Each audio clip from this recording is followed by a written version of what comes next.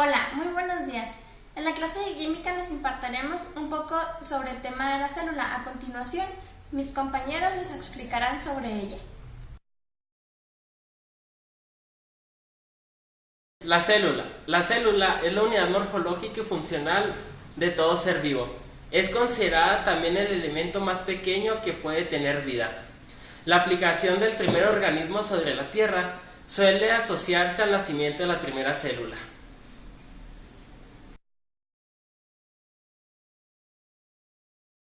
A continuación les explicaré un poco sobre las características de las células. Pues ya que son un sistema bioquímico complejo, las características que nos permiten diferenciar las células de los sistemas químicos no vivos son: una de las importantes, la nutrición, pues esta es la que toma las partes buenas y las partes malas, liberando la energía y eliminando los productos de desecho. El crecimiento y la multiplicación son capaces de dirigirse para su propia síntesis. Crece su división celular sin perder a la célula original.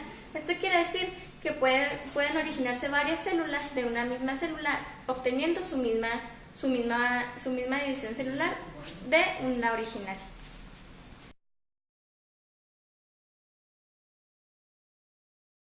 La señalización de las células responden a los estímulos químicos y físicos, tanto del medio externo como de su medio interior. La evolución, esto significa que hay cambios que pueden influir en la adaptación de la célula del organismo del modo positivo o modo negativo.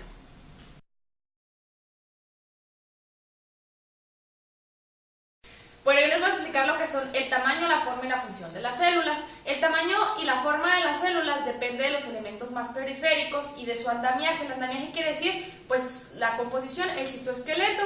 Además, la competencia por el espacio tisular provoca una morfología característica. Por ejemplo, las células vegetales tienden a ser esféricas, incluso pueden existir parámetros químicos sencillos, por decir las gradientes de la sal, que hacen que sea la aparición más compleja o más simple de la forma. En cuanto al tamaño, la mayoría de las células son microscópicas. Esto quiere decir que no las podemos ver a simple vista, por eso se utiliza lo que son los microscopios.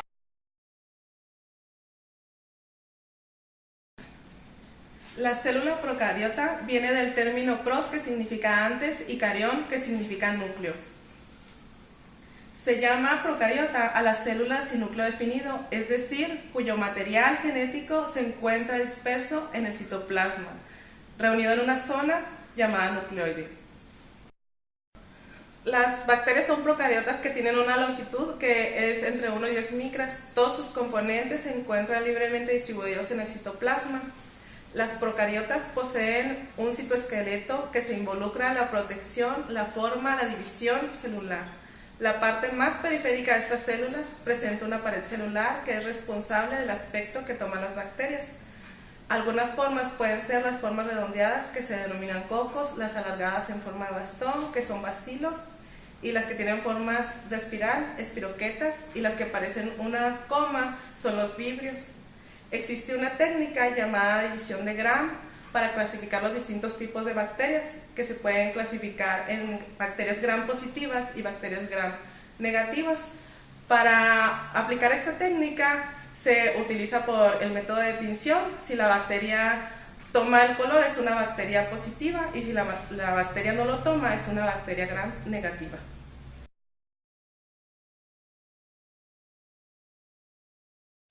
Bueno, yo a continuación les voy a decir lo que son las células eucariotas. Las células eucariotas son el exponente de la complejidad actual, presentado en una estructura básica relativamente estable, caracterizada por la presencia de distintos tipos de organulos. Estos son especializados, entre los cuales destaca el núcleo, que pues es el que alberga el material genético, pues el ADN. En sí, lo que nos quiere decir, las eucariotas presentan un núcleo verdadero, y las procariotas, que fueron las que explicó mi compañera Alicia, tienen un núcleo flotante o libre, pudiera decirse así.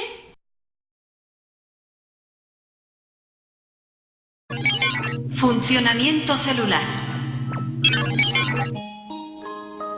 Todas las células tienen cromosomas formando cadenas de ADN dispuestas de una forma determinada. Los virus, que no se consideran células, no tienen cromosomas, sino una simple cadena de ARN o ADN. Las bacterias no tienen núcleo definido y por eso se llaman células procarióticas.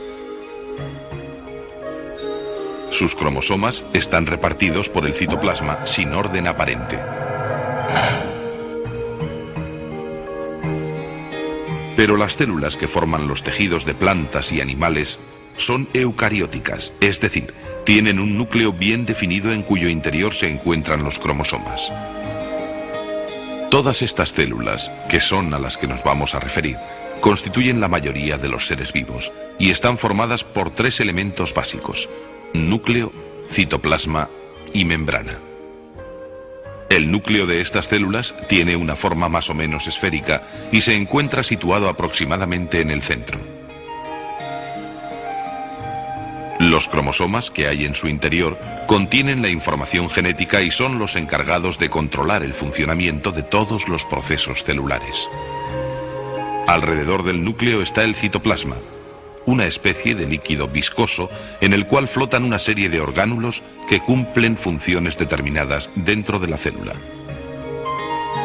En la parte más externa hay una fina membrana por donde entran las sustancias que sirven de alimento a la célula y salen las sustancias de desecho. Las plantas necesitan células más rígidas. Por eso, además de la membrana, hay una pared celular que está formada principalmente de celulosa.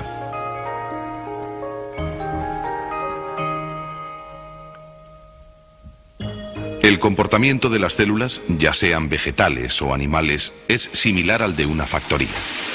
En el núcleo de la célula hay una especie de ordenador que controla toda la actividad celular, desde la asimilación del alimento hasta la reparación de la membrana.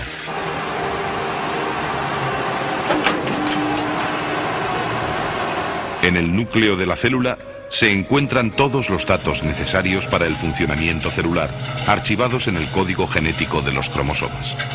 Desde aquí se coordinan y controlan todas las funciones celulares. Como en una factoría, la célula recibe materias primas continuamente a través de la membrana, donde se controla todo lo que entra y sale de la célula. Dependiendo del tipo de nutrición que tenga, la célula necesitará determinado tipo de sustancias. Las células vegetales realizan la fotosíntesis y no necesitan compuestos orgánicos para su nutrición. En cambio, las células de los animales no pueden sintetizar los compuestos orgánicos y han de tomarlos en su alimentación. Una vez ingeridas, estas sustancias se transforman en otras más complejas como son las proteínas. Las proteínas se fabrican en el retículo endoplasmático con la importante colaboración de unos minúsculos orgánulos llamados ribosomas. Las proteínas son imprescindibles para el correcto funcionamiento de todas las células.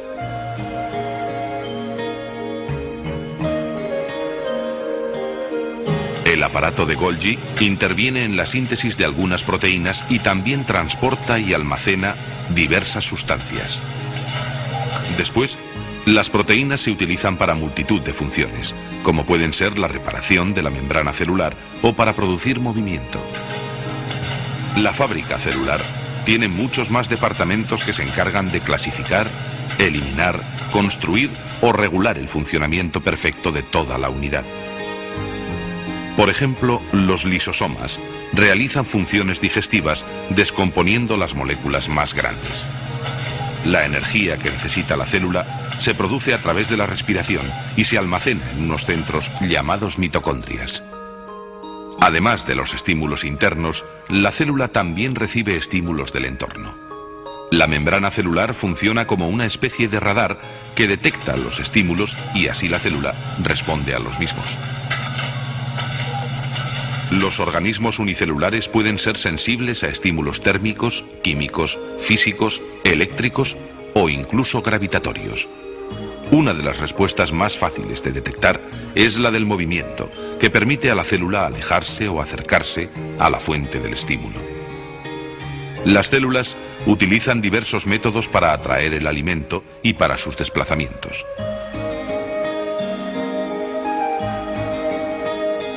Muchas células tienen una especie de pelillos de distinto tamaño que utilizan para el movimiento y captura del alimento que hay a su alrededor.